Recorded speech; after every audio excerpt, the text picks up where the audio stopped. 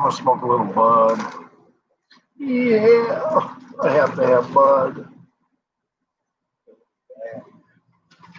Smoking bud.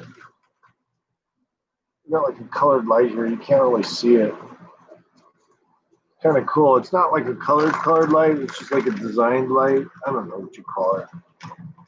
A designed light of some kind. Has some like colored flecks in it, but I don't think it shines the colored flecks.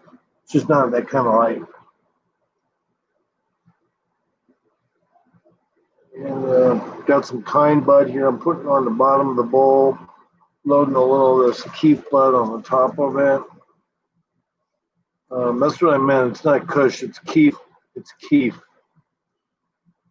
That's what I meant last time. And also, I didn't mean the Koreans made Ultraman. I meant the Japanese. Last time I was talking about Ultraman, it was the Japanese solely who made and created Ultraman. However, there probably was some action from somebody who came from Hong Kong that is in Japan. But yeah, I loved that stuff because it was really creative, a little bit outside the box. I wasn't a big Godzilla fan, but it reminded me of Ultraman because they had the same kind of shit going on. Yeah. So it's just a night smoke sesh, I guess. You know, for those who just decided they didn't want to be liberal enough to smoke weed, cheers. I am. I'm about to.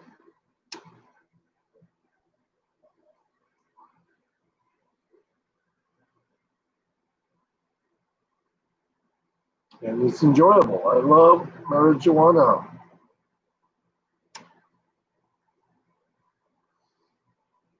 And I do like to smoke it. I think the resin, like cigarettes, I think it has to do with the resin, is, you know, it's already the resin inside the plant is by design in marijuana to keep animals from eating it. So a plant, you know, marijuana, the resin is already meant to disturb plants and become distasteful. So you got to know that if you're smoking it and it's in your lungs, don't you think even a virus might find that shit offensive? Seriously. It's pretty hardcore, you know, what is inside a marijuana plant. It is very hardcore.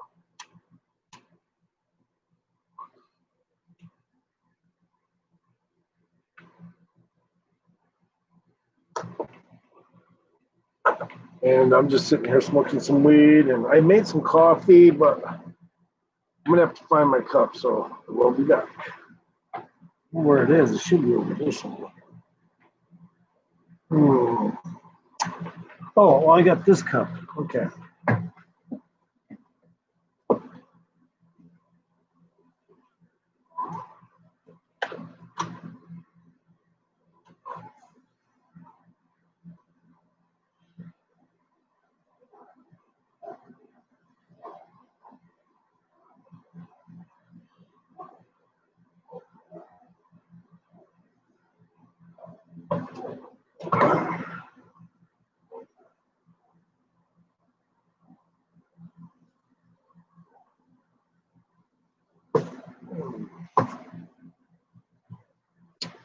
So there is one in here. Could be a secret girlfriend. Who knows? I may have had a kid at one time, so you never know. Oh, yeah, it was one of those type of deals. It does happen to the best of us. Not that I'm the best, but yeah, I did possibly have a kid at one time. So just so people don't misunderstand, I may have a daughter out there. But the woman that that I had sex with that had a baby tried to claim it was a new boyfriend's baby, and then the baby picture just didn't look the same. So I was like, well, that's not obviously. I don't even think that's recent picture. It wasn't a recent baby picture, so I assume that she's full of shit. That the baby was actually mine. Now, I at the time, willy-nilly. I was just like, you know what, man, if she can raise that fucking kid, if it's mine, I don't, I'm not going to need proof. I'm just going to split. The kid turns out to be mine, I'll find out. Well, I never did. So I may have a daughter. That's all I'm saying.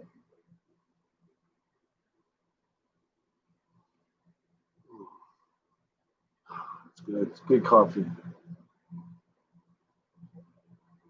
I just don't want to burn myself and get it all over myself.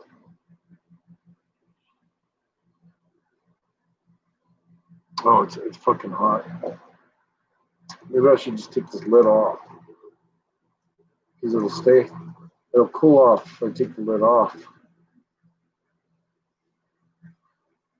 So I'm just sitting here debating, you know, what I shouldn't be fucking doing right now. And I said, oh, just do a live stream for the hell of it. That's what I'm doing. Like a lot of people just smoke weed and act stupid. Sometimes it's a good way to do a live stream. And then somebody will pop in and they'll go, oh, hey, I was actually not so stupid. And then you're like, what do you mean? And they'll be like, oh, because of the way you were acting, it made it more interesting or whatever, you know. So it just depends. If I'm relaxed, maybe people will be more relaxed, I guess. So it's just to smoke some weed or a sesh, you know, 2 different kinds of weed. And yeah, you know, I want to do a longboard video. I actually want collaboration with vehicles that drive, you know, do longboarding, filming and stuff. I would appreciate somebody like that to just kind of show up out of the blue. I just say, yeah, we can film you, skateboard wise and whatnot. We can do that. And you know, if I'm being filmed and I got a professional filming me, I'm going to go so fast because I know the professional's not going to have any issues for the most part. And I could do that. I could fucking do some high speed shit with a good. And you know, even with the trucks I got, even with the fact that I don't even have built-in spacers, I can still do it. With the wheels the way they are, it is a little unnerving sometimes when you can tell the movement that's taking place within the core of your wheels. You can actually tell what's going on. You can tell the wheel is morphing back and forth a little bit fast, and it's causing the speed wobble not to recover as fast. So different urethane, different wheels, you will be able to tell if those wheels are, you know, within the confines of the core and the area where the spacer is, and between that and your bearings, there's shit going on in there. So, I mean, it's you can feel it. You can feel that shit going on when you're going downhill, and you can go, well, if I had better hardware, I wouldn't feel that shit going on. You have to have built-in spacers though. Definitely need some good trucks. I don't know what Josh Newman runs, but I saw his trucks on the Sweden thing, and I couldn't tell what they were. I couldn't tell what Josh Newman's trucks were. That's all I'm saying on his longboard. I don't think it was in the description, and usually they don't tell people what kind of hardware they run, unless they're selling the shit, like they're manufacturing and selling the skateboard shit. Then they'll talk about it. Whoever's in chat, whatever, in the stream, whatever, man, cheers. You know, whatever it is you're here for and shit, cheers. But I don't know who you are, so. I was just talking about longboarding and some of the finer details and trying to run a board on average equipment, but just try to maintain a good quality skateboard style so you don't crash. And it doesn't mean you have to have the best of the best of the best trucks. You just have to make sure your bushings are properly set in there with the proper washers. You know, cup washers is pretty much my favorite. I like cup washers on my bushings because then, you know, it holds the deformation. It confines deformation of the bushing and makes the bushing work better and last longer. I don't know what these other guys run. A lot of times they don't ever talk about what they run, you know, on their wheels and shit. And it's one of the more important things to me. I got to scratch my balls. I apologize. It's one of the more important things to me is to know exactly what they're running, because that way I don't have to wait for some weird other person to come up with a review on skateboard wheels or bearings or spacers or built-in spacers. And matter of fact, it would just be great if somebody always talked about the goddamn hardware currently using when they do a raw run. That would be top notch. That would add to the whole fucking video, especially if they did it ahead of time. Like, hey, before we cut into the downhill, this is what I'm running. Beam, beam, beam, beam, beam. This is the width. This is that. This is, wheelbase. This is core, everything, just whatever, millimeters, this, that, and the other of every fucking thing they're using. And how long they've been using it. Like how long have you been using that setup? It's kind of like guitar playing, you don't want to lose interest in it. When you're in longboarding, you want to know every aspect of what the motherfucker is running. It might be a longboard or a skateboard, but it's still got things you got to understand about it. What people like for trucks. Most people are going to use the precision, I guess, trucks and whatnot, the precision Ronin trucks. I think that's what I really need to get, something like that. But you just can't go wrong once you get the right kind of trucks, I heard. You'll be able to keep your lines. And I want to make some trucks that have a cable, like a bicycle cable, that they're longboard trucks with a bicycle cable that goes in front of the truck a little bit into the skateboard from a housing, which has a little pin in there, and the cable goes up to the pin, and right in the pin is a bearing in the center, which holds a bar, and each bar are part of the cable. And so whenever you're turning left to right, you can create a different stress level and tension on the cable as you're turning, so that you don't just use all your bushing compression. So I thought it would be a great idea to make a truck like that. I'm giving up all my ideas, aren't I? I give up all my fucking ideas. And it's real simple too. It's just a little bit of tension. So when you're turning the truck, you don't have to always rely on just the compression. And it would probably also reduce a lot of slop, right away. Probably reduce slop.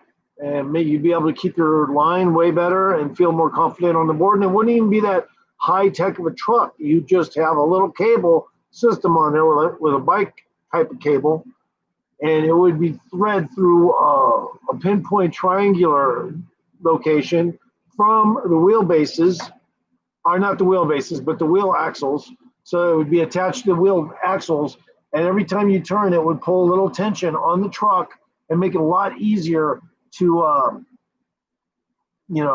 feel your line and feel a little more confident when you're, going back and forth. I don't know what all the terminology is, but, when I'm doing slalom, I can feel everything I'm doing is based on the compression of the bushing. And it's kind of a no-brainer that you would also add a little tension to that.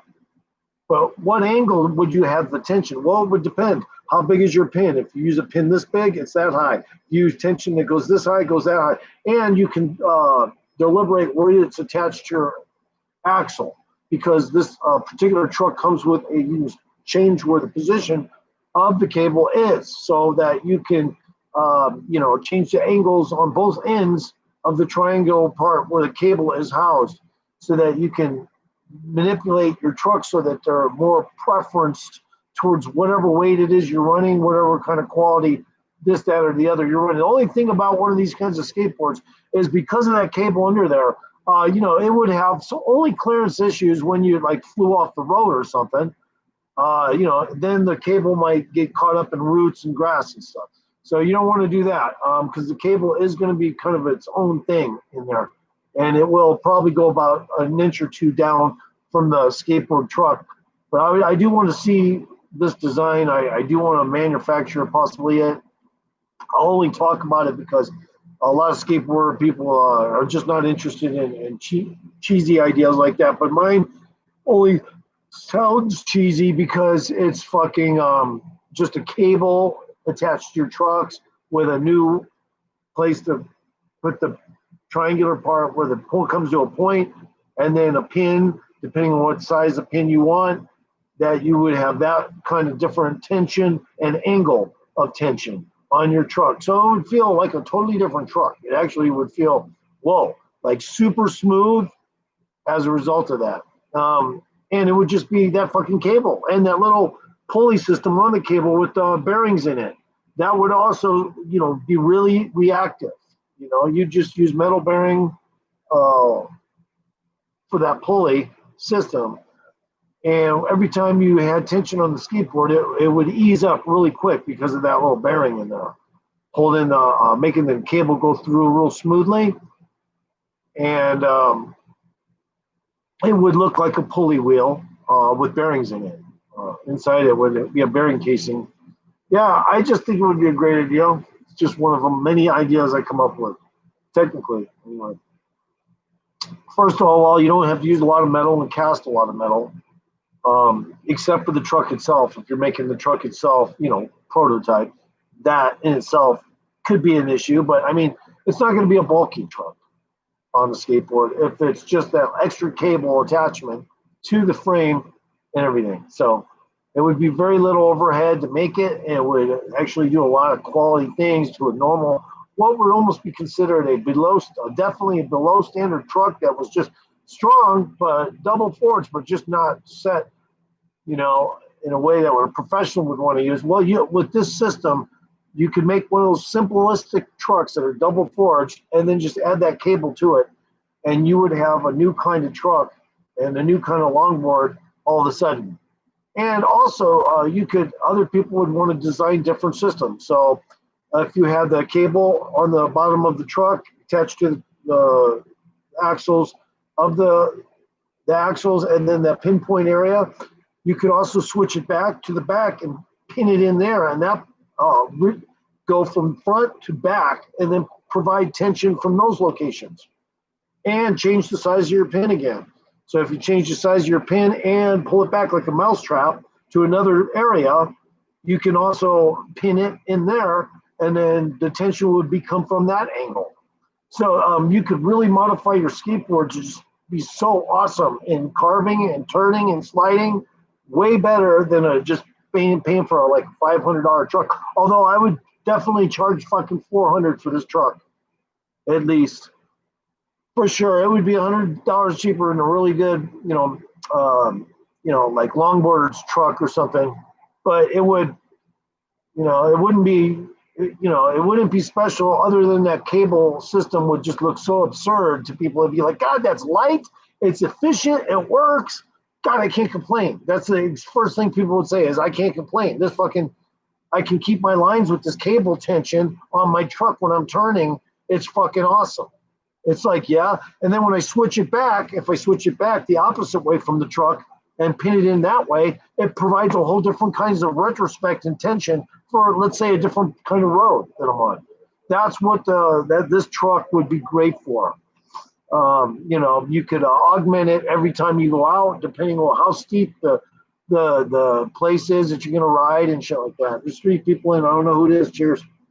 I don't know who it is. But yeah, I just, I'm an inventor in my mind. I'm a fucking inventor. I like to make things. But I like collaboration with people that are engineers and shit like that, because I got great ideas, not so much the technical skill to fucking, put shit together firsthand from myself. My mechanical skills aren't that good. But as far as mind shit, I can think of things that would work in, with kinetic physics, and that would work. But people just don't want to buy into it. They're like, well, I can too. You're just lazy or some shit. Well, no, I like collaboration. I'm that kind of person. I like to collaborate with people when it comes to making shit, because that way I can say, yeah, I went in on the idea with somebody, they had more money than me, and it was a lot easier that way. So collaboration's a lot fucking better. And I'd love to make a skate shop where I sold those special kinds of trucks there too. And people would be like, hey, what are these? And I'd be like, explaining, oh, that's my prototype, that's my design. And I have other designs. You guys would not believe some of the other designs I got. There's another truck I got. It's basically just one giant ball. It's the truck. And on the bottom is the wheels. The ball is got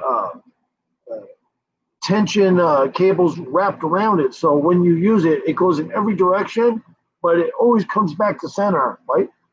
Just like a regular truck, except this thing is just a ball. And on it's got wheels and it's just a socket, and it's in the socket, and it's got tension cables holding it in, like seamed in, so that when you use the truck, the truck, it's 360, no slop at all.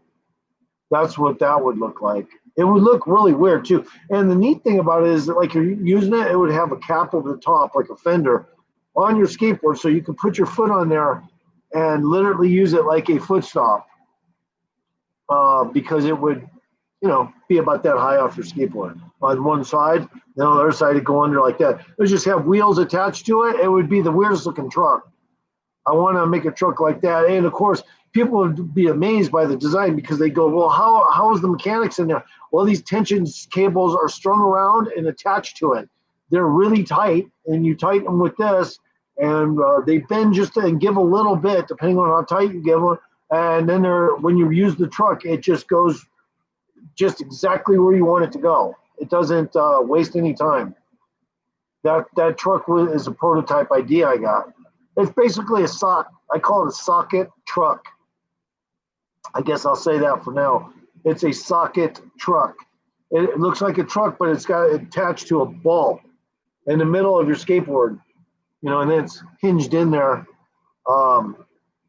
And you can see the tension cables around it when you're bending the board. It has a little thing, so you can see how the cables are all working properly and shit. So you can see that the thing's working. So basically, there's super strong tensile tendons that hold the ball and just keep it just centered when you need it to be, like going fast downhill. And then when you start to slide, immediately it gives in a 360 kind of way too. That truck would just fucking,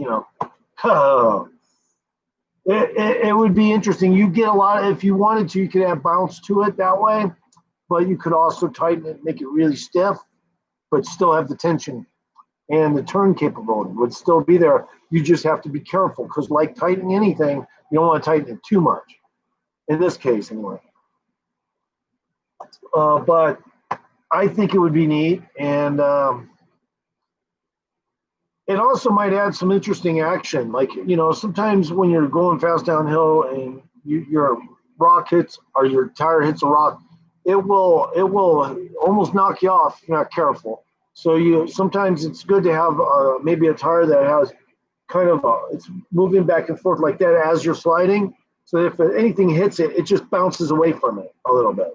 So that's another good thing about this truck. It would almost act like it has its own shocks when you're sliding and stuff. If it hit anything, it would be topside. It would be impossible to topside on.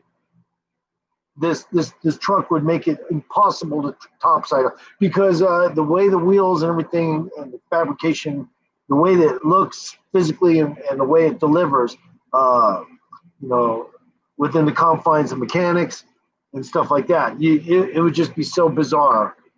It would have little give points too, little armpits, so that when you go down, push a little too heavy on it, it will go little bit, like, like there was mini hydraulic elbow areas in there for the tires, so that they have a little give, like platypus fucking, have flippers, they have to give a lot, But on this skateboard, they would just give a little bit, so that when you go into a slide, they kind of push wider and set out a little bit wider. So the truck actually expands the width of the truck. If you put a lot of weight into it, the width of the truck will slowly go wider.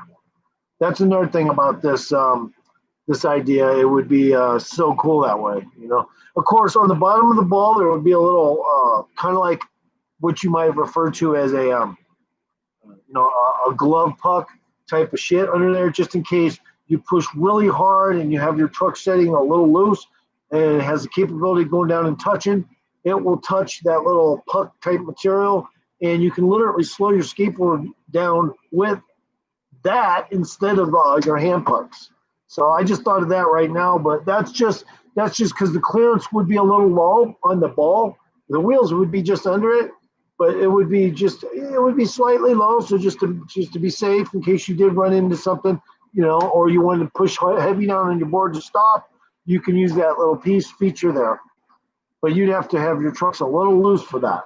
because that thing's not designed to go all the way down the road. It's only designed to go about that far away from the road where the puck is, underneath the skateboard. And that's just for protection against the spherical part of the main part of the truck. Remember, the truck has little wound, things all the way through it that are connected. And so that's how the truck's design is. It's totally bizarre. It's almost like a trampoline if you were to look at it really close, but it's super tensile, and suspension PSI is extremely, it's got a lot of tension. So you wouldn't be able to notice that kind of shit real easy on it. But yeah, I think it would help people slide on skateboards that are heavier. That kind of skateboard truck would make people that are heavy, like above 200, slide better with a lot more ease. Yeah, but anyway, I'm just sitting here smoking I might as well smoke some weed. There's 3 people in here just chilling. I can't believe they're listening to me talk about longboards, and they don't, maybe they're just not into that. But Another idea I came up with a long time ago was a vertical hollow wing aircraft. What happens is you got normal jet engines that have been modified to take in a little more oxygen. They push the micronic vortex into the back containment field of this guitar pick shaped kind of vertical wing. The wind goes back, it starts spinning in the back, hits against the back, starts spinning it faster, hits against the top really hard at that time, and condenses, because at the top it gets a little smaller and it's rounded. The ball condenses and then it blows out the bottom in a big spinning vortex.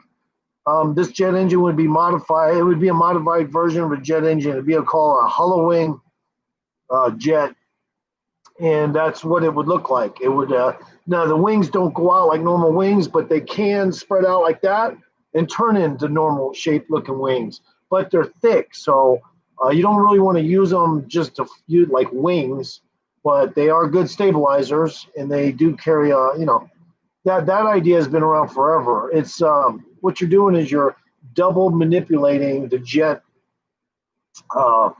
vortex. First of all, you're from the micronic vortices that become the jet power. Then you're creating one giant vortice from this new design, which after it comes out of the jet, it goes in and creates this big vortice with micronic vortices in it. When they get compressed, they almost act completely different, and they blow out the bottom like a giant explosion. So you could pulse these little balls at the bottom, like the Jetsons, but real big balls, like tornadoes that are circular shape.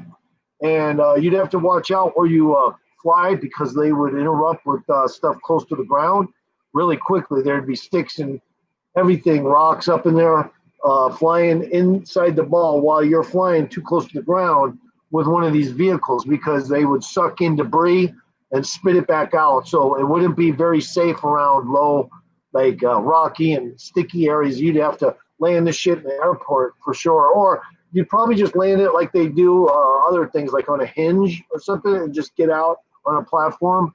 But the good thing about these vehicles is you're just still using wind dynamics. That's why I like them. The idea, anyway. You're just modifying wind dynamics with another feature, and it actually increases the wind.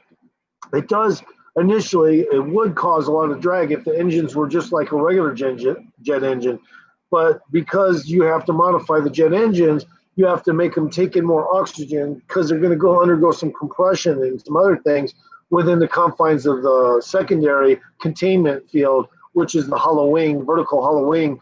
And when you try to create those vortices come out the bottom, you're basically got yourself synthetic tornado pulsing out the bottom. And you need to be real careful on how it comes out, how the vehicle clutches on top of it, and stuff like that. That'd be really interesting. It'd be like a fucking tornado, a spinning ball underneath it, and you'd be fucking leaning forward just like a helicopter to get momentum. And then you kick in the turbo engines that just are normal jet engines that push you vertically a little more, and you'd click them off as soon as you got up to high speed, and then you'd vortex the balls of wind into each other, and they'd explode even more. And then you'd have, what I would call almost a version of superluminal, but not really, but atmospheric flight. This thing would probably Mach, 8. I think it would go Mach 8 for sure. And, it would look totally bizarre. With the exhaust would come out, giant spinning tornadoes. So, Naratu 9, Naratu. I don't know what that means, but cheers. Anyway, they actually, I came up with that design and they actually used it in a movie and copied my idea because I sold a computer that had the design on it. And the guy probably knew someone in Hollywood. And the next thing happened, Tom Cruise came out with that movie where he goes and he investigates people from the past that did stuff, and they go arrest them from the past or the future. They go into the future and arrest them before they do the crime. And the vehicle those guys jump into is basically the same thing. That's my idea. But it was used on a movie, and I came up with the idea long before they came up with it. But on the movie, they didn't really show any detail of the vehicle other than it had that kind of shape where it's kind of like a cadet's cap, but with cut off tips shape. And it just kind of flies like that. Because all that tornado action shit is coming out the middle center, and you got all the people living in that thing, but underneath is the spinning fucking area, that's concave, so that the spinning ball can kind of like maintain and keep the craft clutching on top of it, so it can fly around like a helicopter or something. And anyway, they used that on that movie. I don't know what that movie was called, but maybe somebody can enlighten me. That movie used my idea. That was a Halloween design, but it was just portrayed in the movie very vaguely.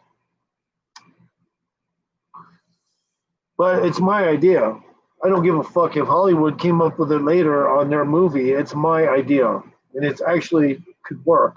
The reason why the idea can work is because if you have a lot of buildings like in a city and there's offshore hurricanes, the winds will be amplified by the cluster of buildings. So I recognized that a long time ago. It's a physical anomaly, red herring, if you will, but it really is like a gigantic natural jet engine. It causes the tornado wind, the hurricane offshore wind, become these mini tornadoes. And this actually does happen. I believe it was Hong Kong that had this problem. And, so I already knew right away that, well, what if you did the same thing, but using jet engines, and then you use the same physics kind of, but you modify it so that it's a lot more smoother. And that's how I came up with the vertical Halloween jet engine design, which creates ball tornadoes underneath the vehicle that it flies on top of. You can also pulse them and ignite them with fuel. If these things are made to be carrying any exotic radioactive fuel or anything, you can also pulse it and blow little explosions out of it and just go, who knows, Mach 15. If you use that's like the turbo though. That's only if you want to use the turbo. But that's and they would be loud. These fucking things would be so fucking loud. There would be no silencer unless somebody had some other technology to add to it. The fucking things would be so goddamn loud that, when they flew around, they'd be like, oh man, they'd fucking ruin people's hearing unless they have a special place to come and go from. So they'd have to have a different kind of place for them to come and go from because they would make shitloads of sound. That's the one problem about that design. They would act like, in their own way, whistles. So a vertical Halloween design, when the wind goes through and it gets hit against the edges and turns into a spinning condensed mass that expands out the bottom, it causes a whistling sound that it's really badass, but it would just sound so loud that people would lose hearing from these vehicles. If I actually was to go out and have it designed and made, you inside the cab you'd be fine, but You'd have to figure a way to silence those engines because they'd be so loud. That's all I'm saying.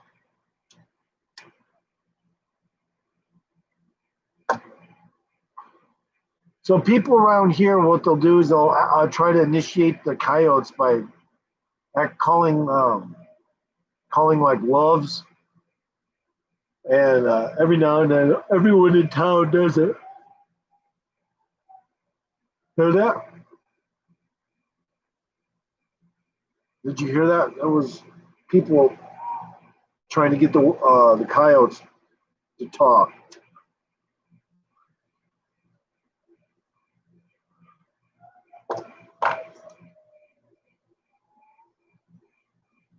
I can't even do that. I don't even have the breath for that.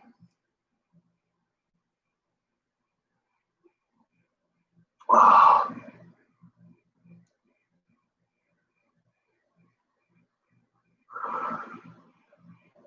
Did my fucking song ever come on? I posted a song. It's pretty dirty mix, guys, but I posted it anyway because I could always remix it.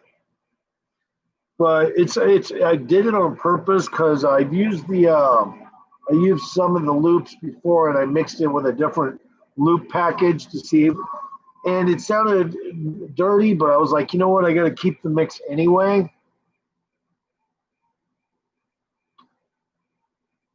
So that's what I did. Let's see, where is it?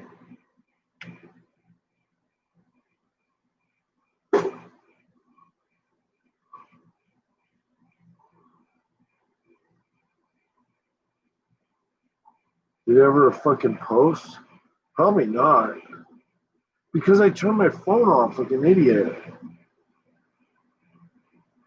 Oh, there. Nope, that's me live. It's not.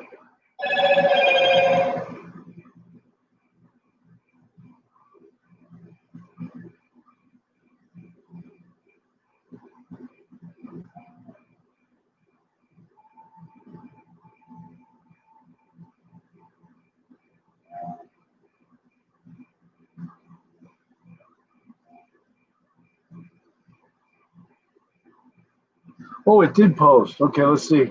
It did post. This made us too. It's kind of a dirty mix. It's actually a pretty dirty mix, but.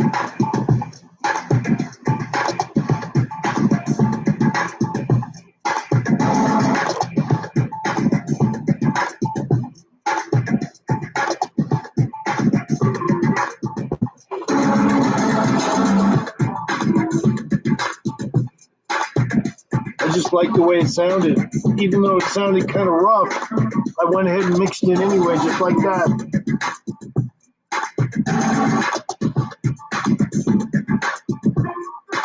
Can you even hear this shit?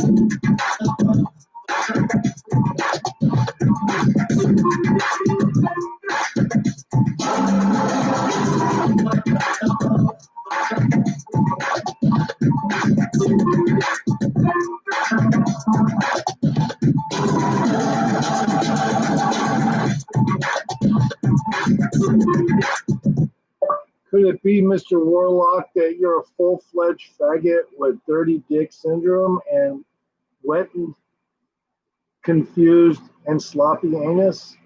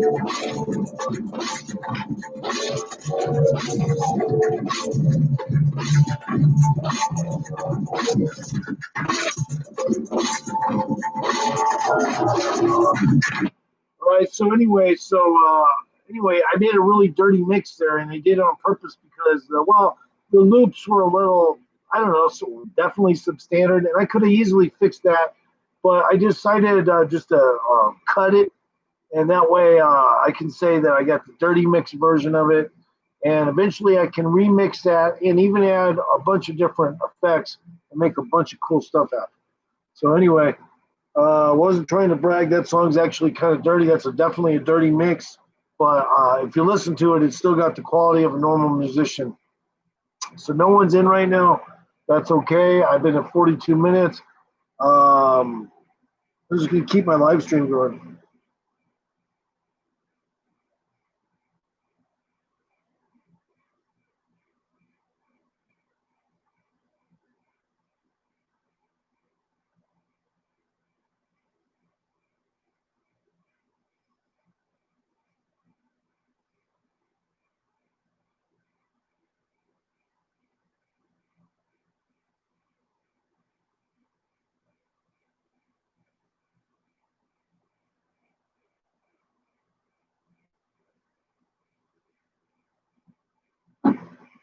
But if you look at the pottery and then compare it with the amazing work of uh,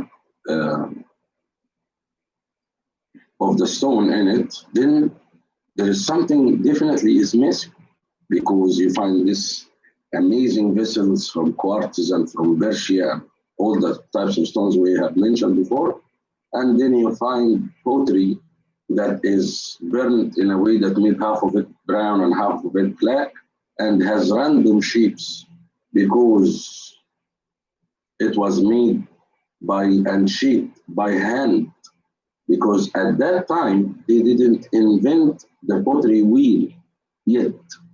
So how can we have these two artifacts in the same barrier and related to the same timeline of the Neolithic era, for example, and what comes after? If we find something that is reflecting a great challenge of bringing the stone and manufacturing it with something that looks like a lathe, tubular drills, very fine striations of the machining, and then side by side with pottery that was made. Filipino food has to be picked through with caution, though.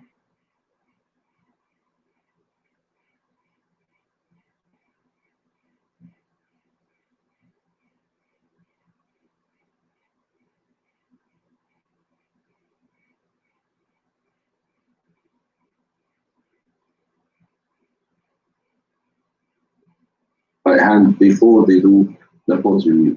Yeah, it's too easy. It's easy to talk about the pottery, right? The difference of the pottery between Upper and Lower Egypt, who had the better pottery. It's a challenge to turn around and then try to explain away these amazing stone vessels, which third world countries like dumping vinegar on their food.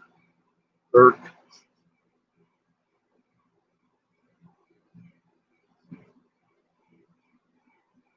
You know, one, the pottery looks like something my kids made in kindergarten, right? It does, compared to the vessels. And the vessels, they can't explain away. So I have watched, and it's funny that you say this, because I have watched documentaries, Youssef, documentaries on the pottery of ancient Egypt, right? I'd rather have a donut hole and one I could put my arm around with blonde hair.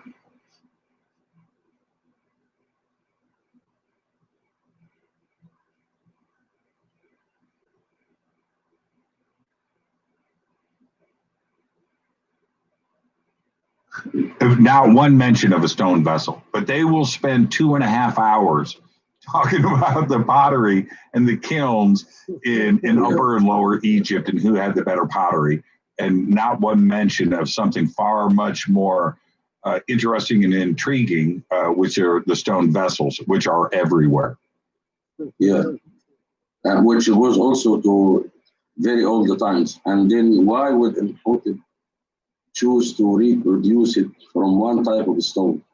Because his tool, even with a piece of flint that is 8 on the Mohs scale, 5 is not going to be effective trying to empty out a stone from Persia, for example, or from Porphyry. No, it would crumble. It would crumble. Yeah, it's not going to be the fraction and the solidness is going to damage any tool, even iron. Flint is actually stronger than iron because it's 8 in the Mohs scale. I'm talking about the iron development, so it's not like today's carbide tips and stainless steel and things like that. We're talking about the iron of the ancient times, which was just a little bit harder than bronze. So let's talk about some specifics really quick. Let's have some fun. The bee images in Imhotep's titles, what do those mean? Imhotep name itself doesn't have a bee. It has an owl and it has a reed with 2 legs, and then the symbol Hatib itself. The symbol of the reed with 2 legs and the owl is the Een, which means who comes, and then Hatib can mean peace or food or prosperity. So Imhotep, but one of his titles will have the bee, of course. My belief is the Egyptians adapted what was left over to them, and they then put all their culinary texts and whatnot, hieroglyphics everywhere.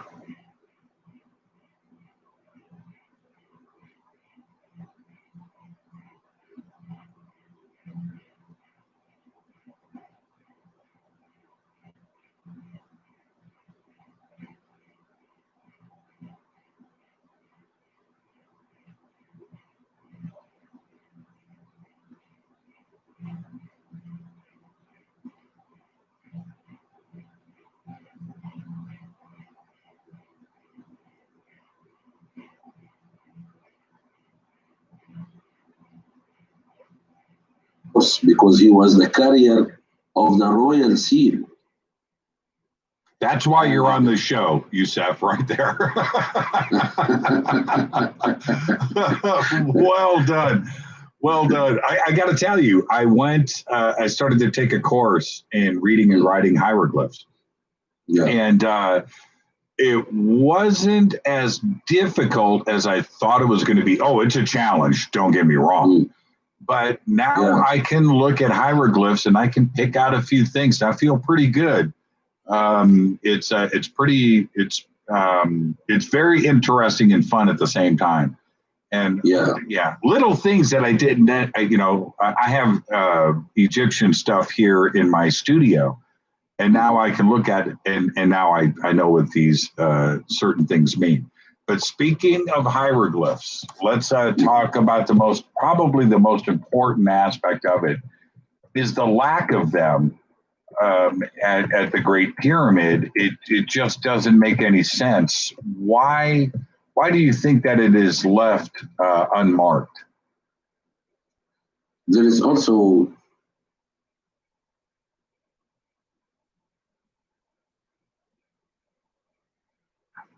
Oh, we lost sound?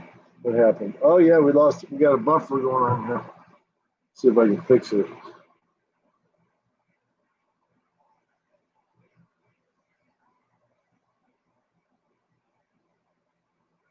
and also we have the tomb of the Prince Khufu Kha'if, which is supposed to be one of the sons of Khuf. And his tomb has the very famous scenes on the walls of him sitting and having the offering table in front of him, the famous formulas of Hatib. My belief is that Egyptians adopted what was left over after the Giza pyramids, and all the other small pyramids were different timelines of attempts to learn how to build them. But in reality, they don't realize that at one time they were structural buildings and they were turned into rocks, segmented to look like they were built from rocks. And the Egyptians did not even know that, but that's my belief. So there's this guy talking. Some of these pyramids housed burials, but when you visit inside, you find that shapes like coffins were carved in the bedrock for 3 or 4. For three, maybe 4 burials in the same pyramid. So why is there no books from granite in that pyramid? And why it looks very like random that these designs, like a couple of them is in one direction and the one in another direction. So they are not put as if the design was not made for it, but they came over right on the design. So in my opinion, that small pyramid was not a burial, and then it was reused as a burial for the princess later. It's famous one. Also, let's not forget that the Side period in the 26th dynasty accessed many of the tombs and the pyramids and added inscriptions.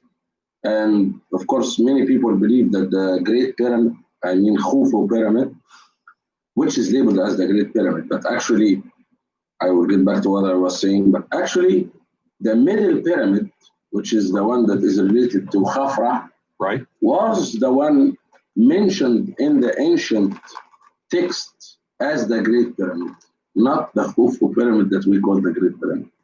Literally, they called it Mer, means the Great Pyramid.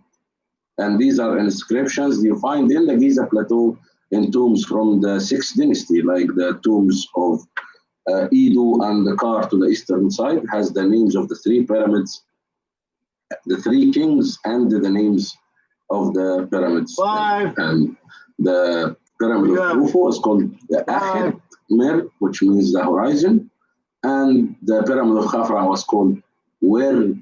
The Great Pyramid is actually the Middle Pyramid. Is that right? And that's what the ancient Egyptian wrote in the Old Kingdom. So they called the Middle Pyramid the Great Pyramid. Now, if Khufu and Khafre, let's just assume that we're going to believe the dogma, right? And those were their tombs. If you go and you build the greatest thing on the planet, don't you put your name on it, Youssef?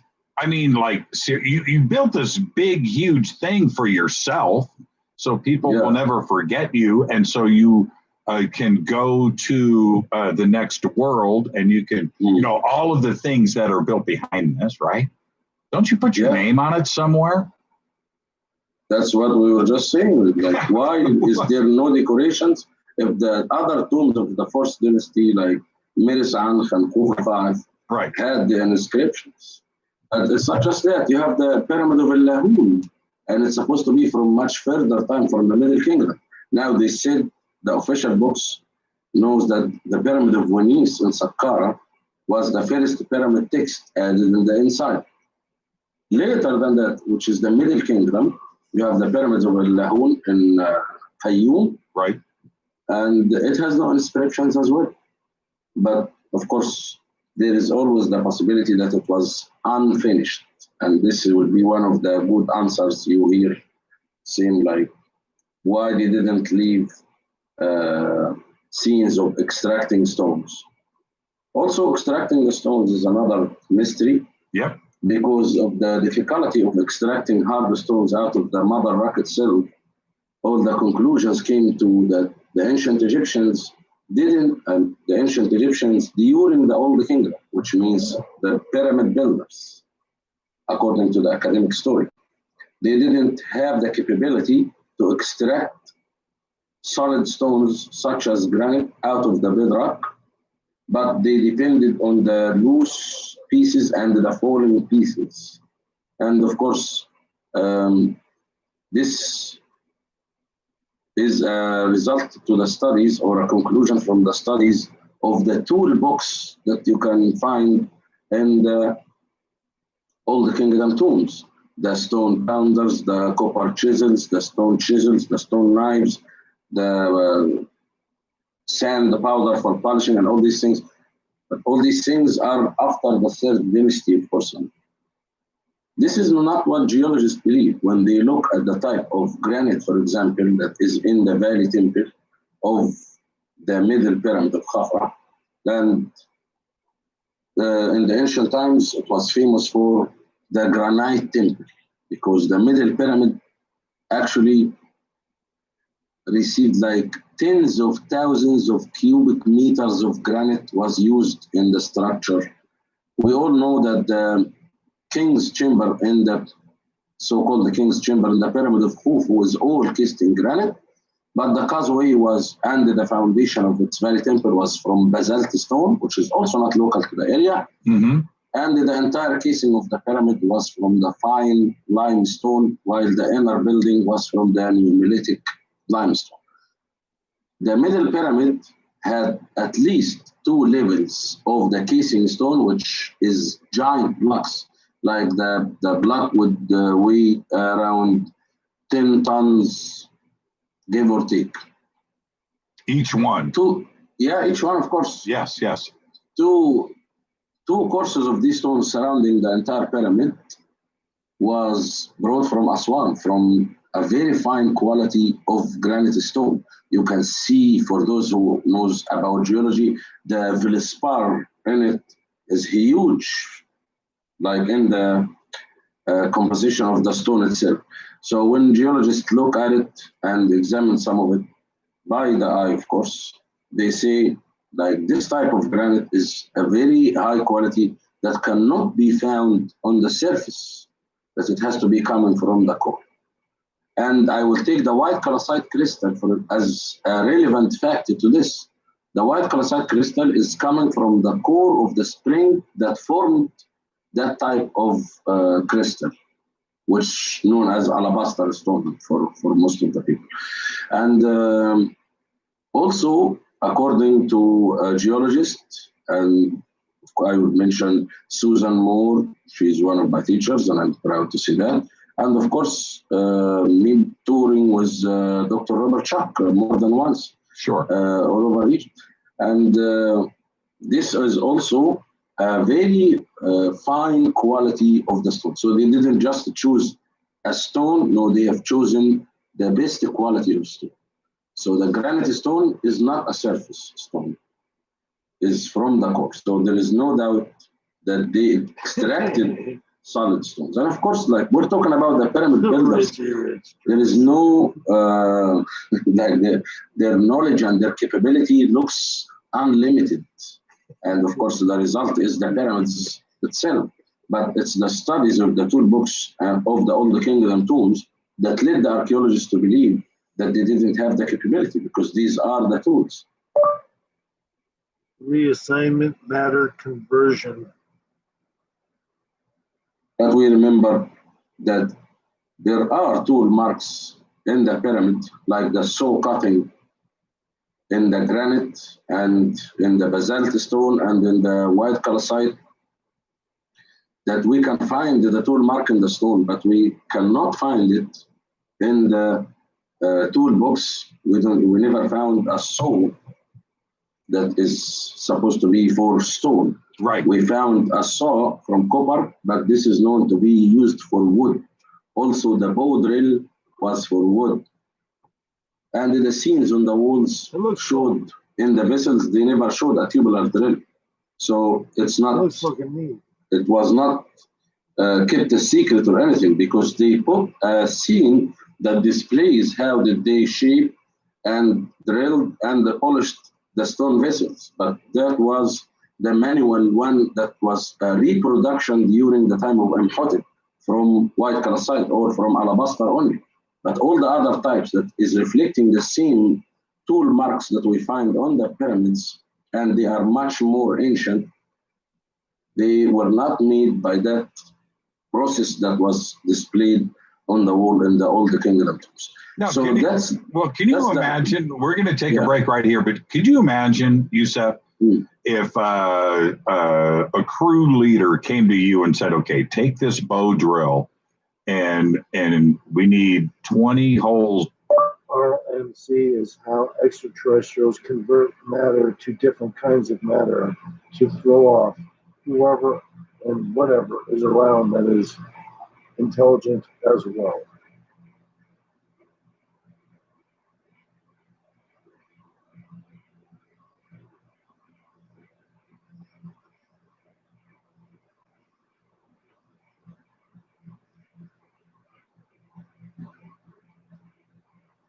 Drilled identical in this red granite. I'll be back. Right? You would be sitting there for years. Yes. Yeah. You would be sitting there with your bow drill. Your grandchildren would be born before you would have them finished. It's actually what the dynastic Egyptians created was very functional for the types of stones, for the one type of stone actually that they used, which is alabaster. And remember, the piece of flint that used it as a blade is 8 on the Mohs scale. But that's smart. I chose one type of stone, not all the types of stones. Plus, I chose a stone that is soft that I can shape. And then the shapes came random, not perfectly symmetrical. So what I said on this show was reassignment matter conversion is how extraterrestrials convert matter to different kinds of matter to throw us off whoever and whatever's around that is intelligent as well to a degree. Yep, that's what I said.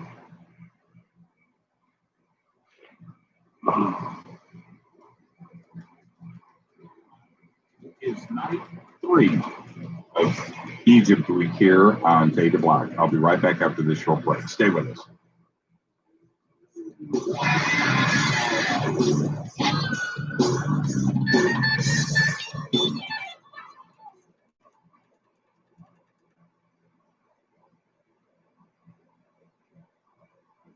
Matter reservoir retrieval technology.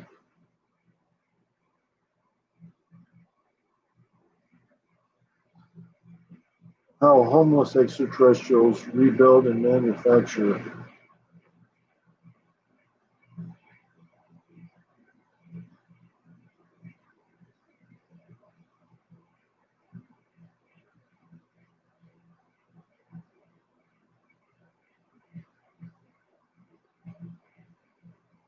Pretty much second-hand and second-rate materials passed on to them.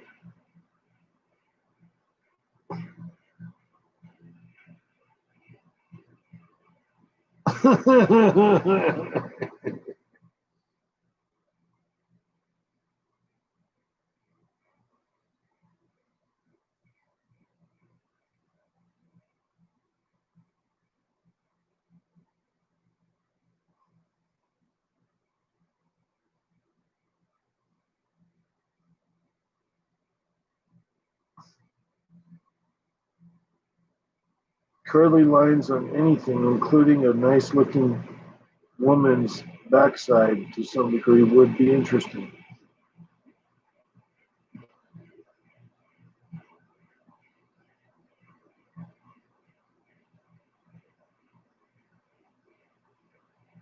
Be virulent.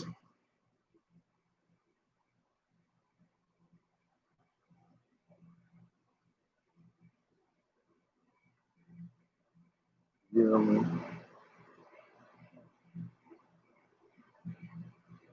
Virulent.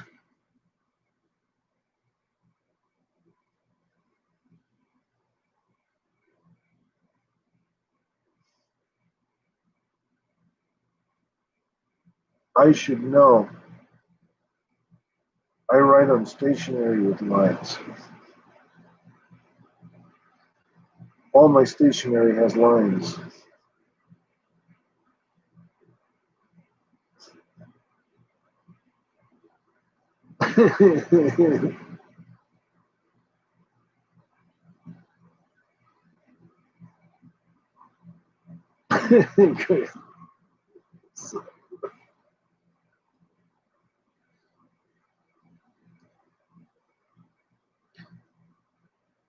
There's only so much English cheese eating a person can do before deciding to try something different.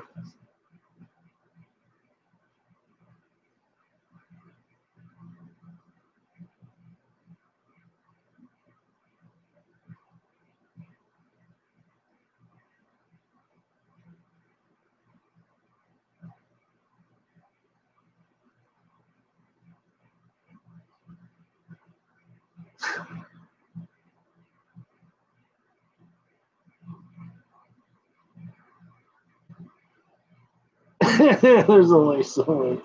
There's only so much cheese.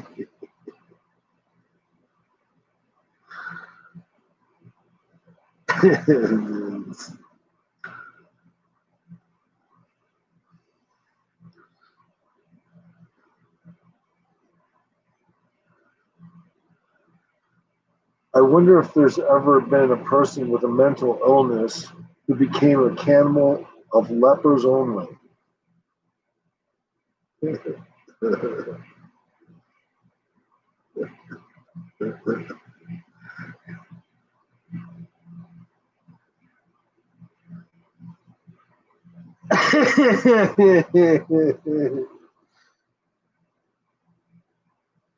Maybe another leper. That's probably an 80% chance.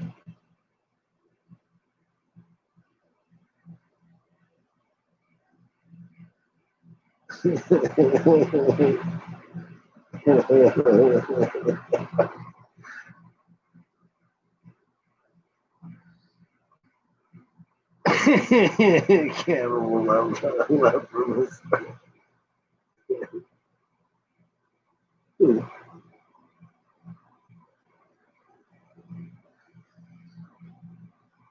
Sometimes you can get sore butt cheeks from just sitting down.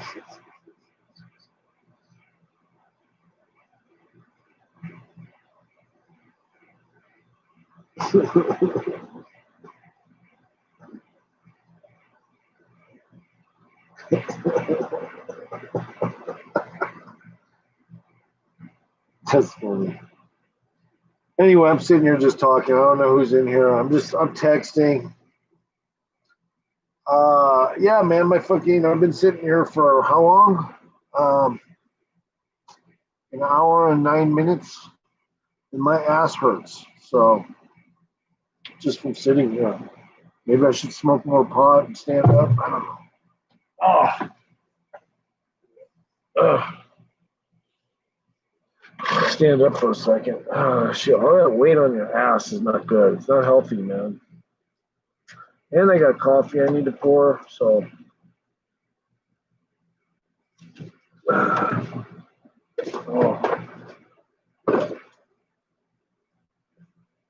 Oh, the coffee's so hot. Yeah.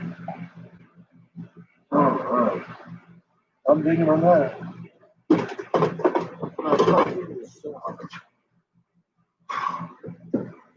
All right.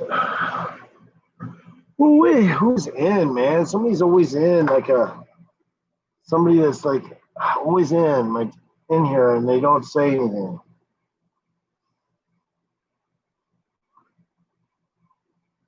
What do I do? Turn this radio show off? Look it all silent now? Huh.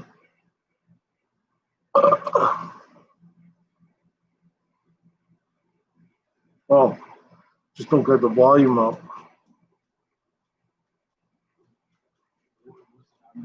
How did they get it to Cairo?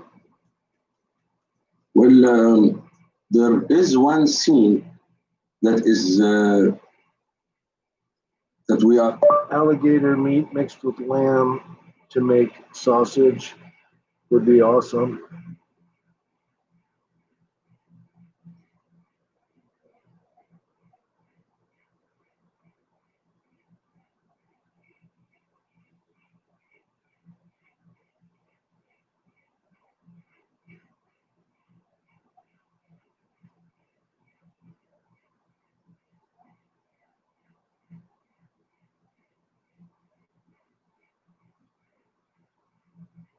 able to see when we visit Saqqara, and it's in the causeway of the Pyramid of Wanis. And in this scene, there is a process of transferring granite pillars from Aswan, from Elephantine Island, specifically in Aswan, because that's where they used to bring the granite stone from at that time. And the scene shows cargo ships, and they are prepared in their design to carry a heavy load. They are prepared with high edges in the front and the back so that they would be in the water and wouldn't sink for heavy loads. So the dynastic Egyptians during the old. I'm not going to listen to this guy. I just was heading off for a little while. He's talking about, to me, a bunch of bullshit anyway. I care less. I don't care about it all. I'm about the, current time, what happens from here on in, type of shit. And I'm just doing a long stream because I can. What the fuck? I might as well. Cheers, whoever's in here. I was listening to that radio show just to hear this guy's lame ass shit. He just nothing, everything made sense to him academia wise. I'm not into it. The whole Egyptian narrative. My narrative is we showed up after the pyramids were built, and a bunch of little ones we tried to copycat them. We couldn't do it. We were trying to figure out how they got like that, but the truth is that some of the Egyptians, I believe, knew that those were actually structures at one time that were turned into represent what looked like were built, but was just straight up rock. And they even made the quarry. That's my opinion. They made the quarry so that it would look like they dug a bunch of rocks out and built the fucking pyramids. But I think there was some research done at one time that didn't account for all the rocks that built the pyramids. So that may have also flew in the face of the supposed quarry. I don't know if the same amount in the quarry that was headed, didn't even match with the amount of rock that they had at the pyramid. So that is also unknown. So that's why I believe everything was synthetically turned into rock later on. And then the Egyptians came and said, hey, that looks cool like that. Can we use it? Whatever that had the building there before said, sure. Just, there's some hollow spaces in there we left. You can root around in there and do what you want. And have a good day. That's what I think happened.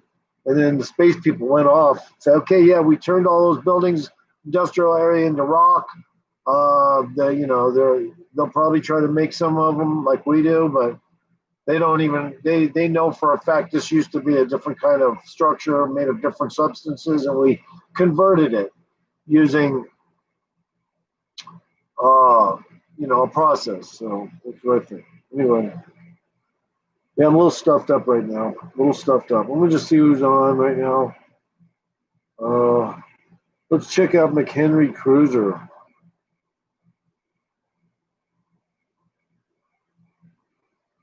just for the hell of it. Oh, he's not doing it. He's kind of lame. He's all schizophrenic about everything. But he doesn't hallucinate when he's on camera, so I don't know what's up with that.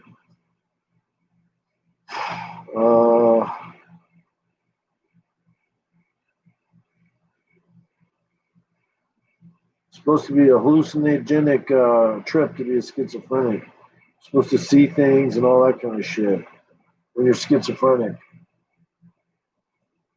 You're not supposed to just be able to talk all the time. You have to have other prevailing issues like fucking seeing things and hallucinating and hearing things, having little secret friends, shit like that. You know?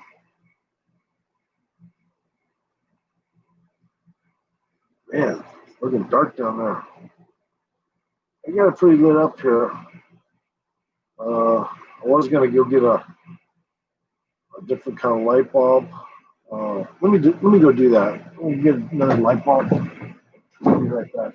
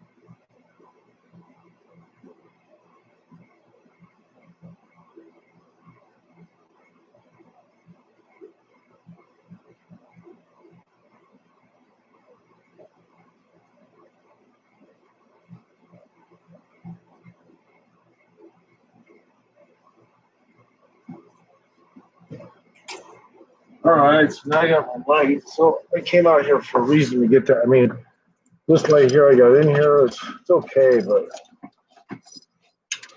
we'll take it out. And this one here is red, so it should kind of be a cool light. It's all red. Let's see what happens. Let's see what happens with the red light. Fine, you're knocking the fan over. Don't knock the fan over. Yeah, get off. Fine, get off. Get off. Jump. Watch out. Hold on. Fine, good job. Get out of there. Sorry, guys. All right, there we go. Keep it like that, Fine. Don't move it. Sorry about that. You saw my ass crack. Apologize. Let's see. How red is this? Yeah, it's pretty red. Let's try to turn this off. Oh, yeah. Fuck yeah, man. Sitting here chilling, smoking some weed. Me a little self-conscious because I got a red light on me. Not sure how scary I look. If I look scary or not, I don't know. My hair's just, I need a hat.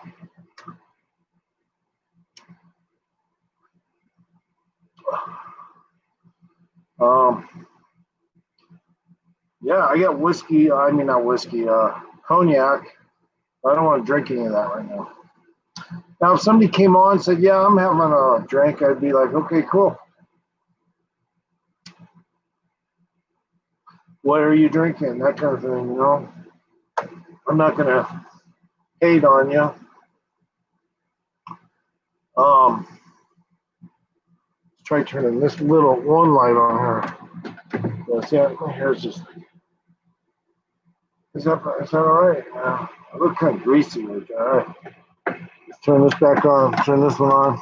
Is that better? Yeah, a little better. A lot better. Yeah, I got the red light. It looks kind of cool just like that.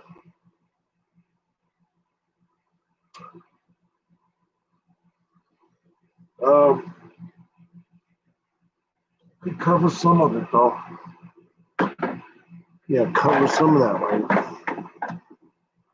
And see how that, if it helps. Yeah, it looks a little better, actually. I like that. It's a little more red, not quite as bright. And stuff.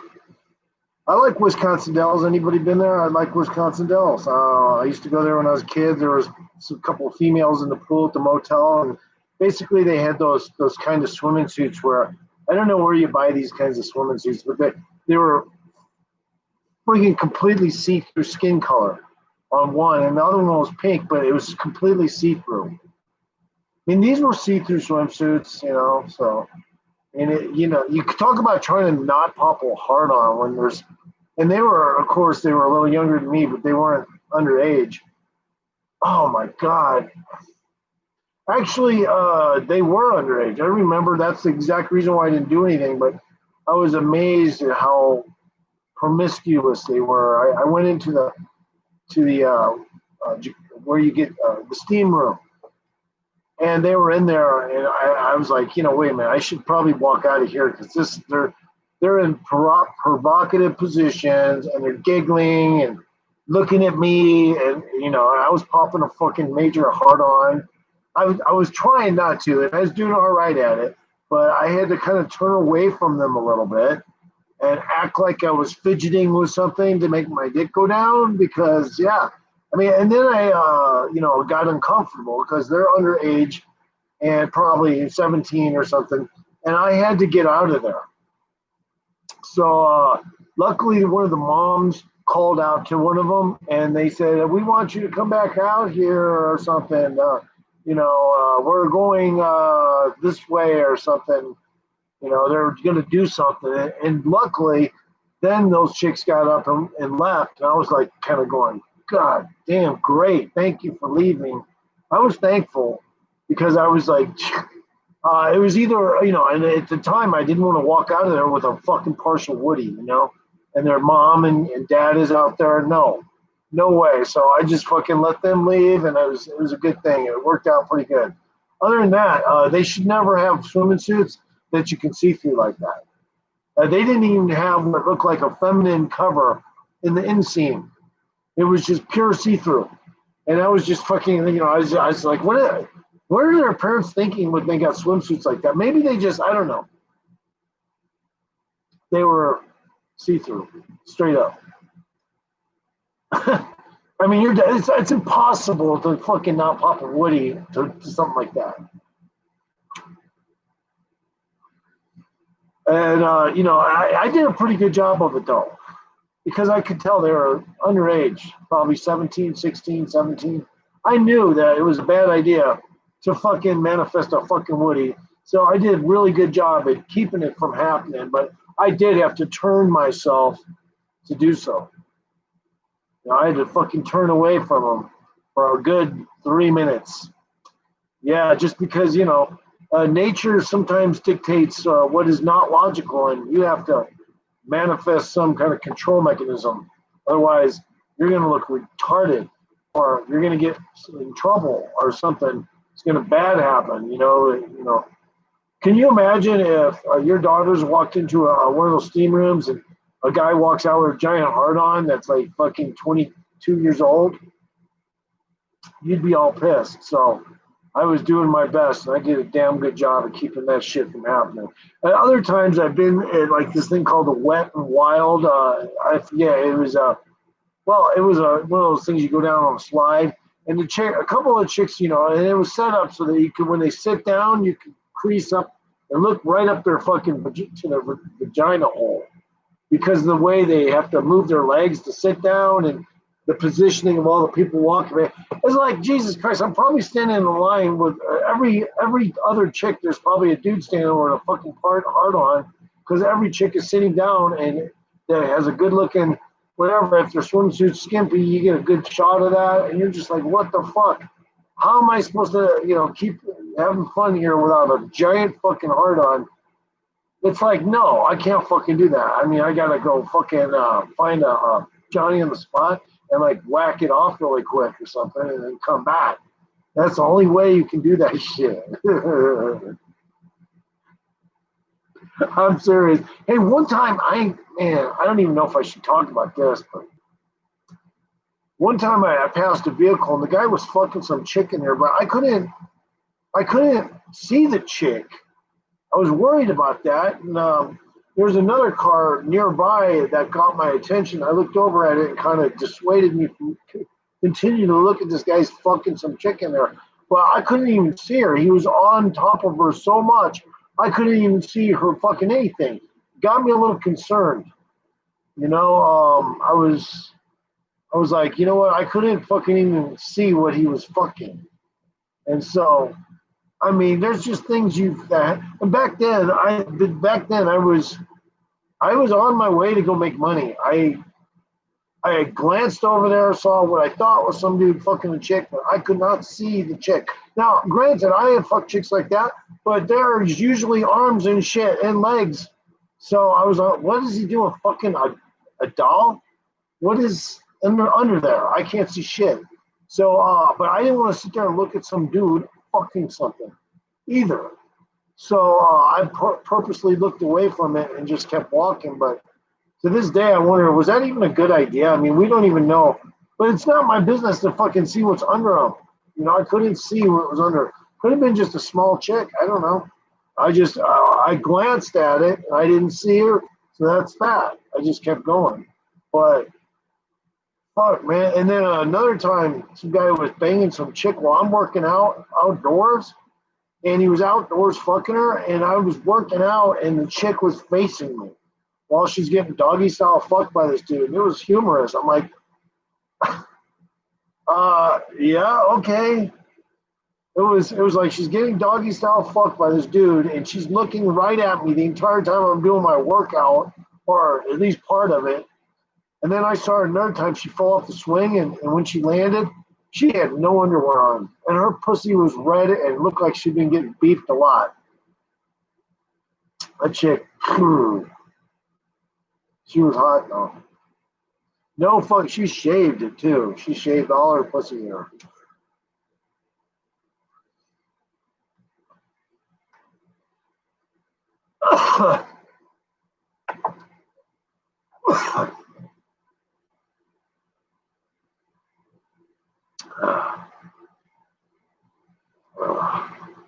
these days they probably just got like a Nair gelatin or something. Just the chick puts it on her pussy, it just eats away all the hair or whatever. Probably doubles as KY, you know.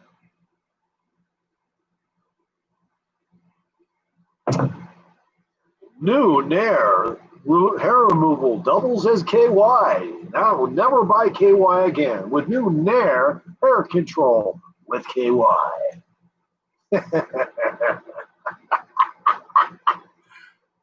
That would be a riot. It's like they show on the commercial a chick going like this.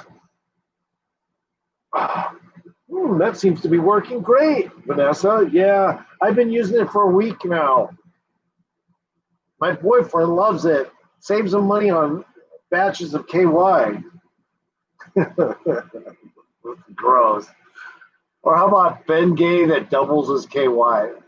You know, it would say in parentheses on the bottle, used most popular by people that have Down syndrome and there are very fat pussies.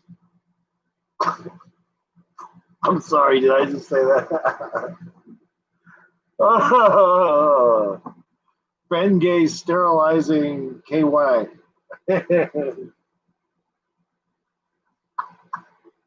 I'm fucking evil. Oh man. No, I'm just sometimes I'm defective too. And no, there's not been hardly anyone in chat. And I just running my live stream. Why not? Because I can. So hour and a half now.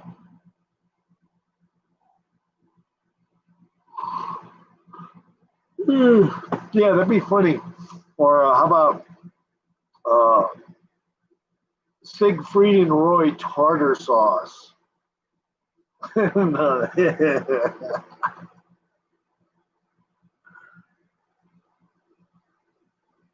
Signature ingredient, Jamaican table salt.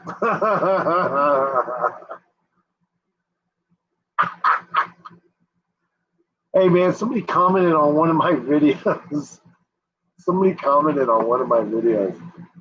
And they were trying to say stupid gay shit about my music. Well, I did make a really dirty cut of some music. It was a dirty cut, but I wanted to just do it anyway and process it anyway. And sometimes I do things like that. Now the song itself, I'll remix it later with another app because the mix isn't good. But yeah, I did. I made a really dirty mix. I processed it, put it on YouTube, and it's the idea I wanted, really. I just decided I'd throw it out there in a dirty mix format so people could take it in that way, not necessarily in its best format. Later, I can always make a better mix out of it. So that's why I did that and stuff like that and so forth. By the way, you know, I use a lot of terminology some people don't use, so you'll just have to get used to it.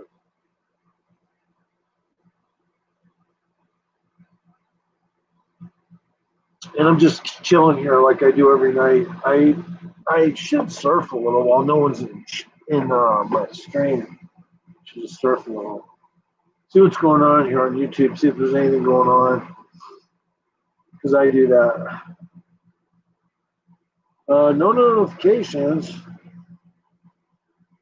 Yeah, Jimmy Church is on. Listen to that, but I don't like the Egyptian guy. Oh my God, that's Feline Fee. Oh my God. She is attractive. She is attractive.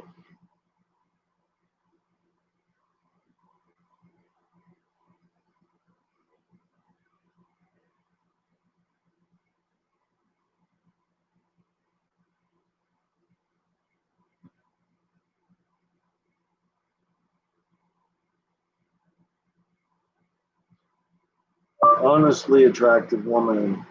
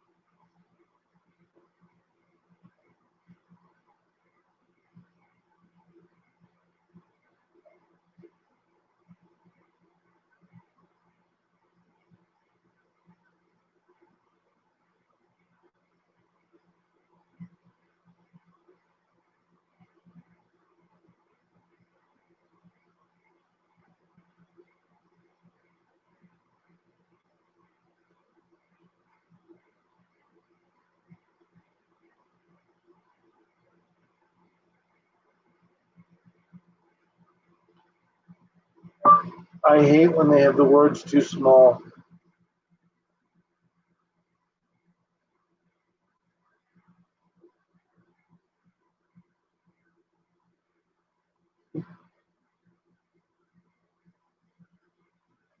She's pretty.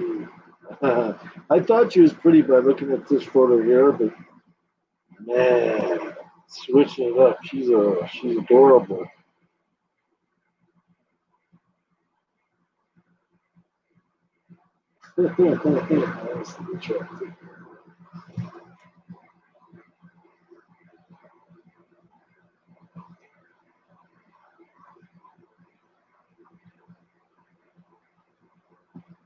Man, the chick is hot. I'm sorry. I didn't realize this chick was so hot, but she really is. She's fucking hot. I was looking at her, the pic when you go to somebody's channel and you look at it and you go, well, she looks, a little like, man, she's in 20s, but no, she's older looking in this pic here, but she's still a hottie, a super duper hottie. So I was like, fuck yeah, I know exactly why I fucking am talking to sub to this chick, because she's hot. Yeah, man, she's a hottie. She's got a super duper southern accent though, but man, she's very hot. I just now couldn't believe my eyes when I just saw her picture here. Let me see, can I find it again? Hold on. Oh yeah, wait a minute. Well, maybe I shouldn't do that because you guys might. Yeah, she's just very attractive. I was just saying that because I like women, and I didn't realize I was going to be right on the ball, but my intuition is good on people. I knew she was going to be super attractive. It wasn't based on her profile pic because I knew that it looked kind of animated, like it wasn't for real. And so I was like, well, if it isn't, she's going to still be pretty. And she was. She showed another picture of herself with blonde hair. She's a hottie. Fuck. Man, talk about, like I'm an older 56-year-old guy, but I skateboard. I do things like a younger person, but I swear to God, and I got money, but I think I'd be a great husband. You know? I think I'd be an awesome husband. I wouldn't do anything I wasn't supposed to. And, I'd be able to do all the things that, husband's supposed to do, like, respect, mostly of respect to the other party, female. Just show the respect. And hopefully you earn their respect before you get married, obviously. But that's the whole point. Yeah, I do believe in marriage. Yeah. I don't think there's nothing wrong with it. It's just I would do it off the books maybe, and some chick might not like that. But why do you have to do it off the books? My hair's a little fucking dirty, so I'd be like, because I don't want to get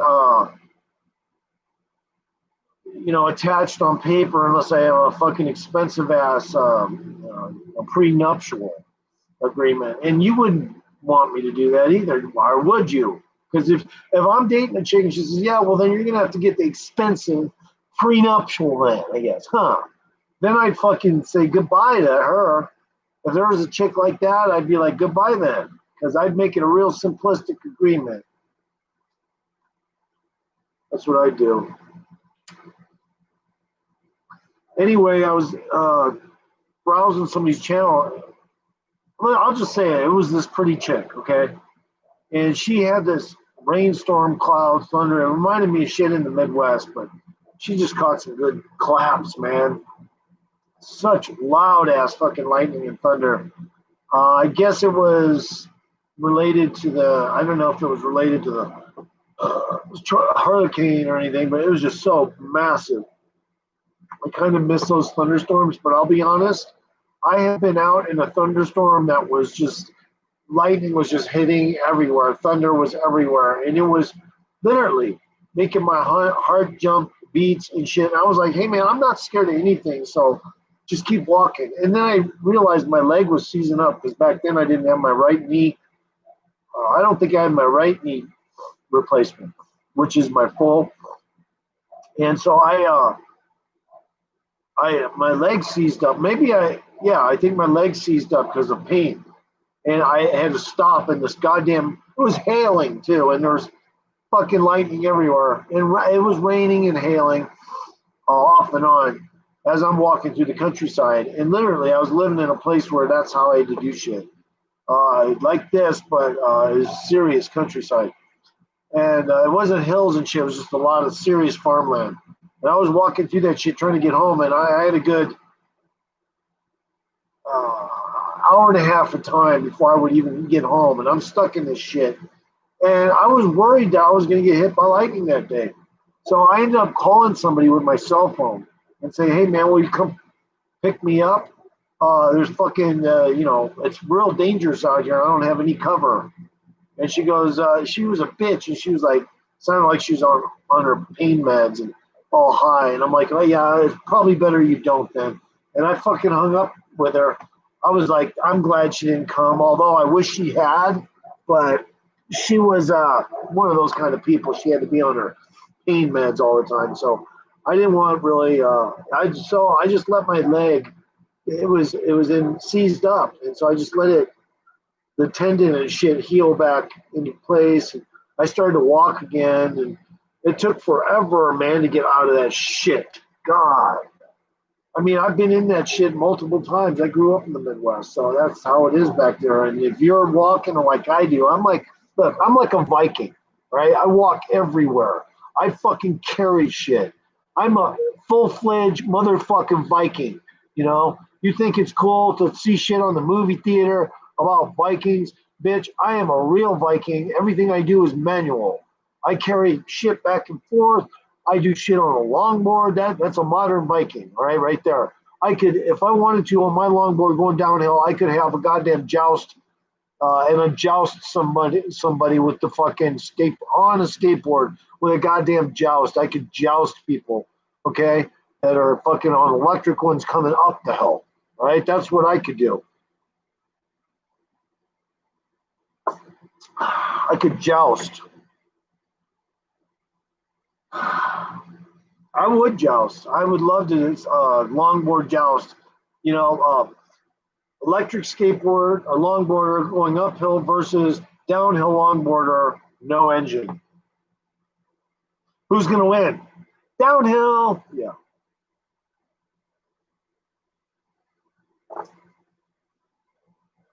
So I'm just sitting here smoking some bud. I need to pack it again. I need to pack my pipes more. Pack some more fucking green dope in my pipe. Green ass dope in my pipe. Motherfucker. I used to hang out with this guy named Bill, and he always used to say that. What's up, motherfucker? Every fucking other finished sentence, every other sentence he made was motherfucker. Oh, really, motherfucker? It was like, goddamn, dude, did you ever fucking change your words? His favorite word was motherfucker. Oh, really, motherfucker? Oh, really? And he used to do that all the time. He would chide me with that motherfucker shit all the fucking time. Hey, what up, motherfucker? And then the guy down the street does the same with his other friend. He comes down on his bike and his motorbike and his dirt bike, rather. And the guy goes, hey, what up, motherfucker? Really loud. And like everybody in the neighborhood's looking over. What the fuck? What up, motherfucker? You know, it's like, okay, shit. You gotta say, mother. Even my dog's looking at me weird.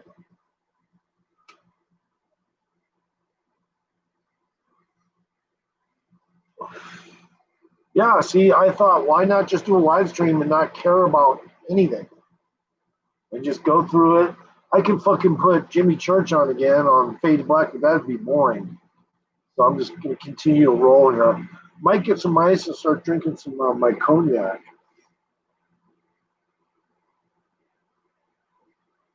But my dog doesn't want me to drink. Do you, Five? My dog does not want me to drink. Do you, Five? Don't Be a good doggy. Be a good doggy. Good boy. Good boy, Boo Boo. Yeah. You a good dog. I know you are, but what am I? Exactly. That's what I'm talking about. You got a little bulldog face in you. You know that. You got straight up bulldog face in you, dude.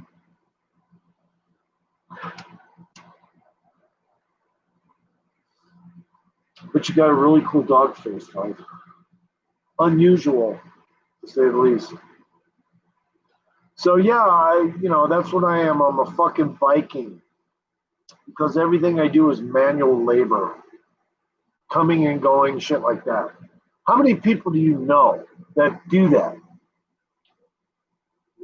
That fucking come and go like that with all their shit on their back or on their shoulder or wrapped in fucking bags full of their provisions and shit. A mountain man may do that, but he's still got a goddamn off-road vehicle these days. I don't. I do everything manual. So if anyone doesn't fucking flood my channel and say this guy's a fucking champ for doing everything manual, doesn't even drive. I could drive, but I don't.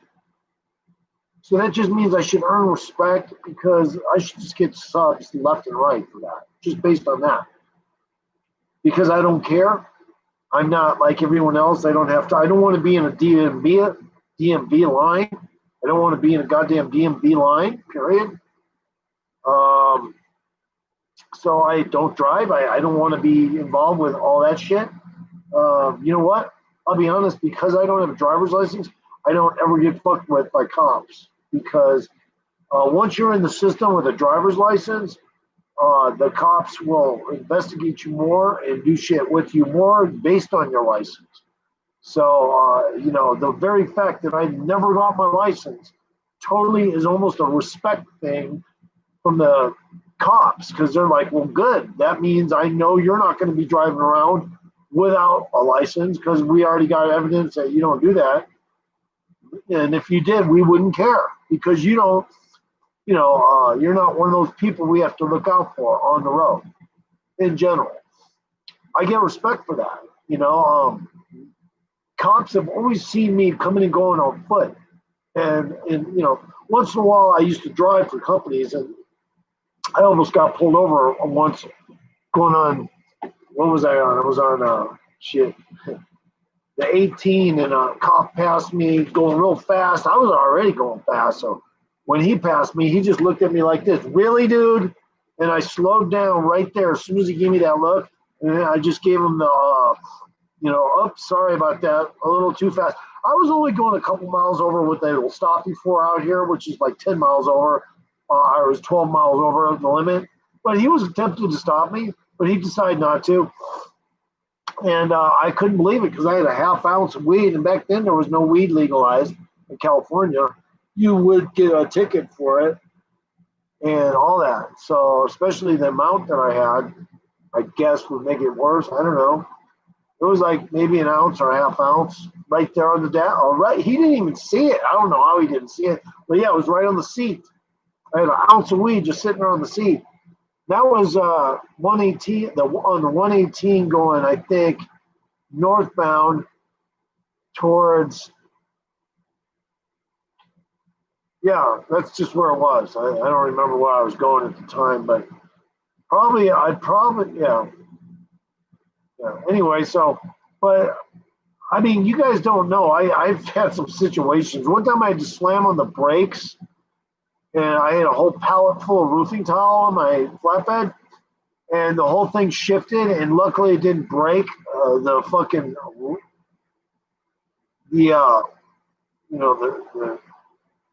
the clasps on it.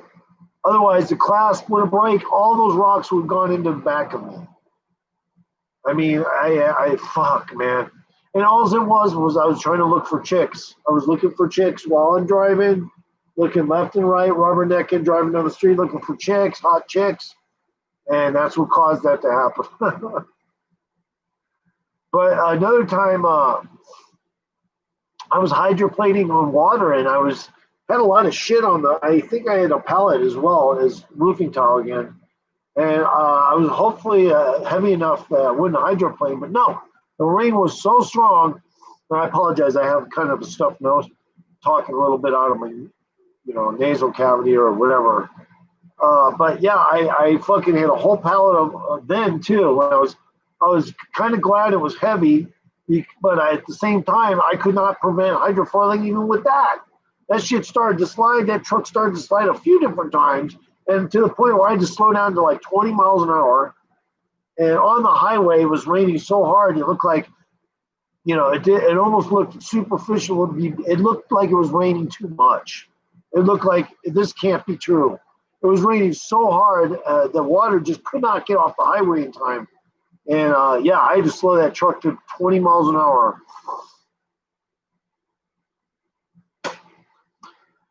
That was a hell of a. And then another time I was just going to the beach with my friends, and they kept distracting me because I talk a lot, and I was driving the flatbed, but nothing was on it.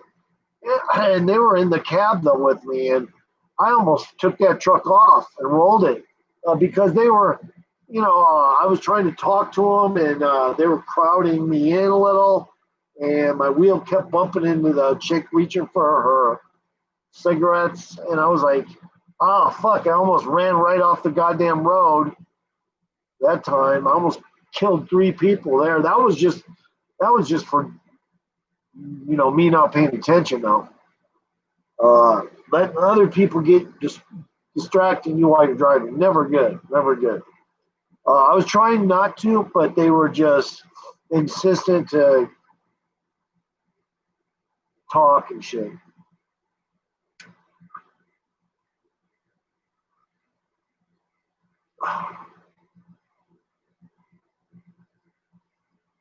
But anyway, but I'm a good driver nowadays. Like if I was to drive again, I'd handle it. I'll be honest with you, I am one of those people who I'm not impressed by some of the things of modern society. Like, cars don't make it for me.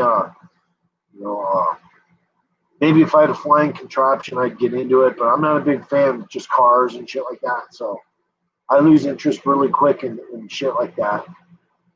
If I had a wingsuit, I'd fucking learn how to do that, make the wingsuit a little bigger and put a goddamn, make it a soft wingsuit like thing, but not like the Birdman.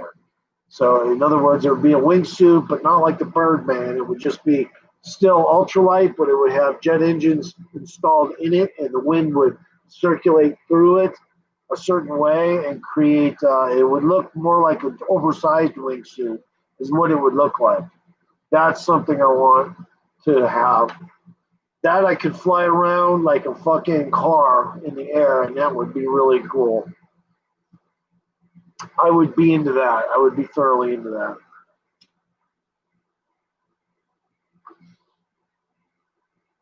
And also, when I was young, I also invented this thing called a parachute engine, which what it is, it's a regular normal jet engine that's angled up towards the parachute on a bracket that goes around a rim that goes around the parachute. So the parachute has its own, it has its own bumper around the perimeter of the parachute so that the parachute will always stay open. Right. Anyway, so the jet, you turn it on, the airflow goes up into the parachute and then starts to circulate like this because it's already in a half enclosed parachute that's circular.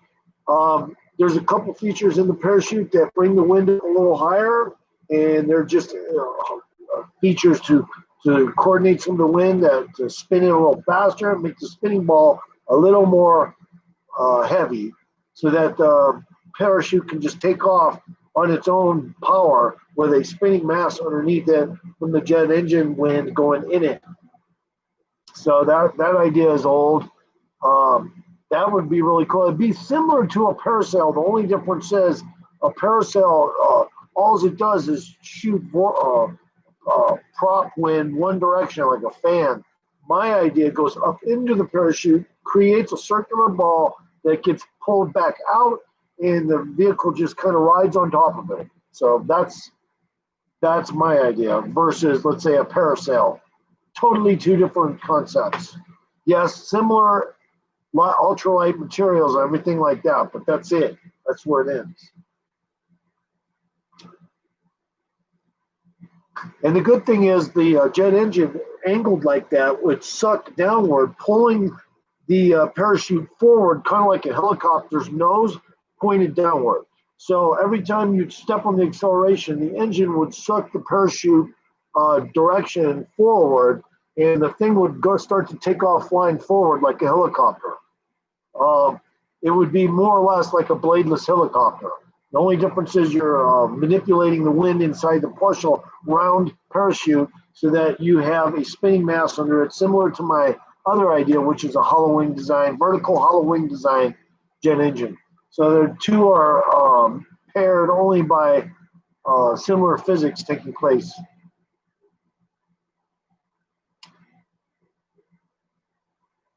Wind dynamics is what you call it, but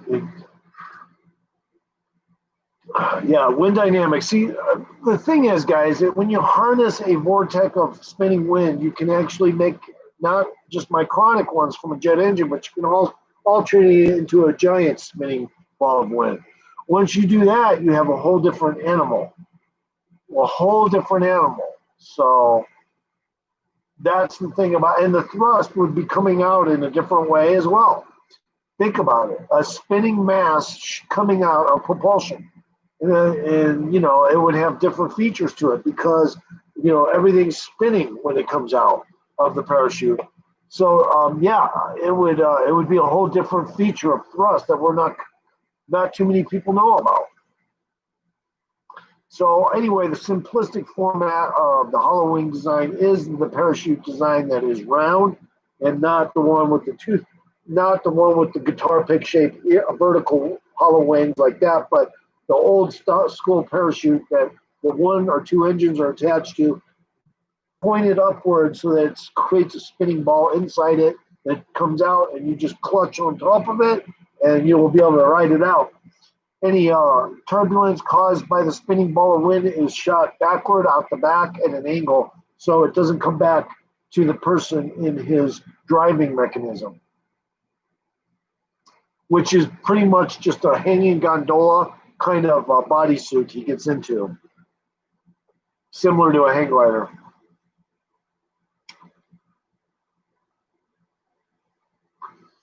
All right, guys, I'm going to end the stream. It's been almost 2 hours. Let it cut out to 2 hours even.